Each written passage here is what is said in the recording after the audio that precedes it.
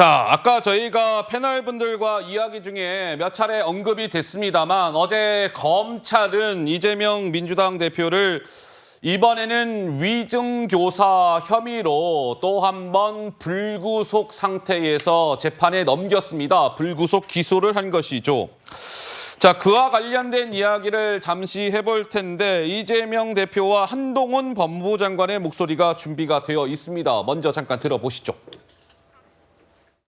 검사 사칭은 제가 한 게 아니라 방송국 PD가 사칭해서 전화한 것을 제가 검사 이름을 알려줬다는 이유로 누명을 쓴 겁니다.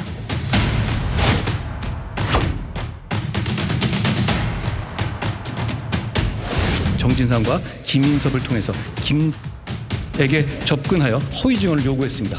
이 지사로부터 수차례 전화통화를 통해서 집요하게 위증 요구를 받은 김은 이 지사가 요구하는 내용에 대해서 모른다고 답했지만 이 지사의 거듭된 요구에 위증하기로 수락하고 이 위증은 그냥 위증이 아니라 재판 결과를 뒤바꿀 만한 위증이었고 결국 이재명 지사에 대해서 무죄가 선고돼서 확정됐고 그 결과 이재명 지사는 경기지사 임기를 무사히 마치고 대선에까지 출마할 수 있었습니다.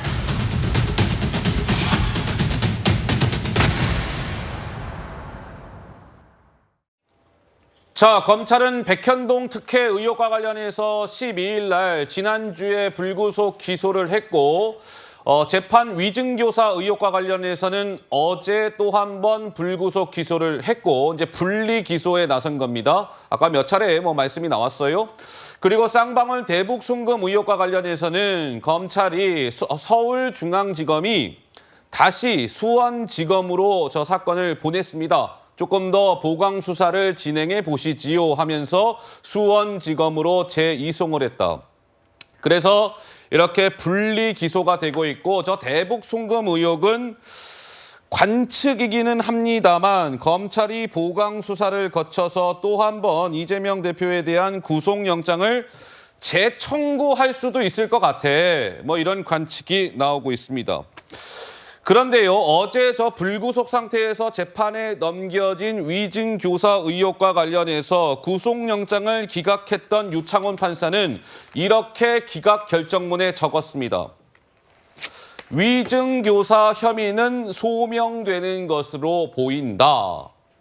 범죄 혐의, 위증교사 혐의는 소명되는 것으로 보인다라고 적었죠. 그래서 위증교사와 관련해서 검찰이 또 한 번 승부수를 띄었다 이런 얘기가 나오는데요. 이런 살라미식 분리기소와 관련해서 민주당은 어제 팔쩍 뛰었습니다. 들어보시죠. 정적 죽이기의 끝판을 보여주고 있습니다. 이렇게 만사를 제쳐두고 정적 죽이기에 올인한 대통령은 없었습니다. 수사의 정당성이 없으니 쪼개기 기소로 어떻게든 무죄만은 막아보려고 법원에 때를 쓰는 정치 검찰의 비겁한 행태가 안쓰럽기까지 합니다.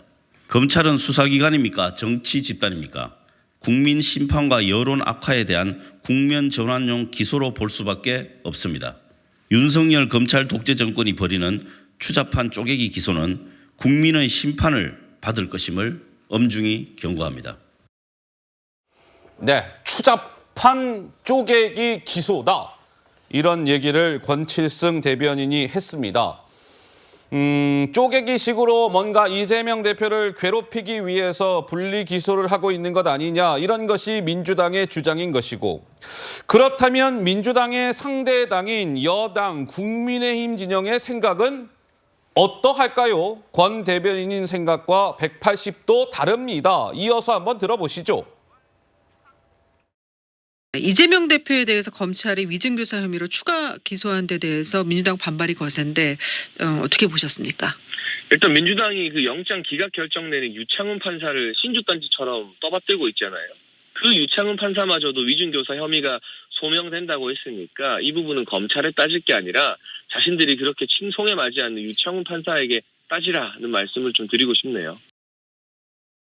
이렇게 여야의 생각이 엇갈리고 있는 가운데 법조계에서는 이런 관측이 나왔어요. 뭔가 이렇게 분리 기소를 하고 있는 것과 관련해서 검찰이 내년 4월 총선 전에 하나의 재판에서라도 이재명 대표의 유죄를 받아내기 위한 전략으로 보인다. 이 분리기소가 뭐 이런 분석이 나왔는데요. 자, 그렇다면 하나의 재판에서라도 표현이 등장했잖아요. 그러면 재판이 여러 건 된다는 얘기겠죠. 한번 보시죠. 선거법 재판, 대장동 지금 재판 진행되고 있는 거, 그리고 백현동 재판이 진행될 것이고, 위증교사 재판이 진행될 것이고, 대북 송금과 관련해서 또 기소가 되면은 재판이 진행될 것이고, 따라서 최소 4개, 최대 5개의 재판을 이재명 대표가 동시에 받아야 하는 상황이다. 뭐 이런 얘기가 나옵니다. 그런데 저 가운데 하나만이라도 유죄가 확정이 된다면 정치인 이재명 대표한테는 명운이 걸려 있는 문제이기 때문에 왜 대표직에서도 물러나야 할 것이고 다음 대선에도 출마할 수 없으니 검찰은 저 재판 가운데 하나만이라도 유죄를 이끌어내기 위해서 뭔가 살라미식으로 잘라서 기소하고 있는 것 아니냐 이런 관측이 나오고 있는 것이죠.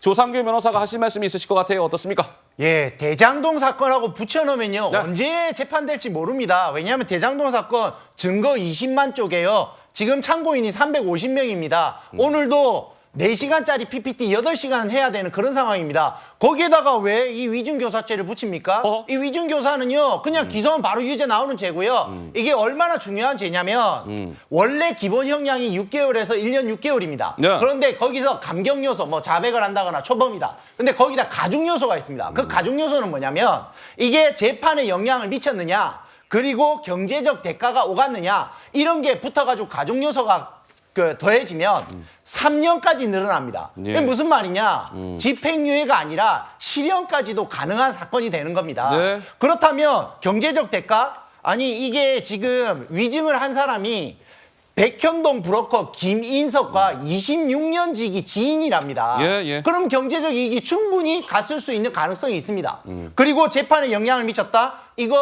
이 사건에서 위증교사를 하는 바람에 선거법 최종 대법원에서 무죄 확정 판결 받은 그 권순일 대법관이 한 그 판결이 나와서 지금 대선까지 출마하셨지 않습니까? 그러니까 재판에 성공한 위증으로 영향을 미쳤습니다. 알겠습니다. 그러니까 당연히 빨리 재판에서 빨리 결과를 봐야 되는 사건입니다. 자, 알겠습니다. 자, 이재명 대표의 기소 소식까지 전해드렸고요.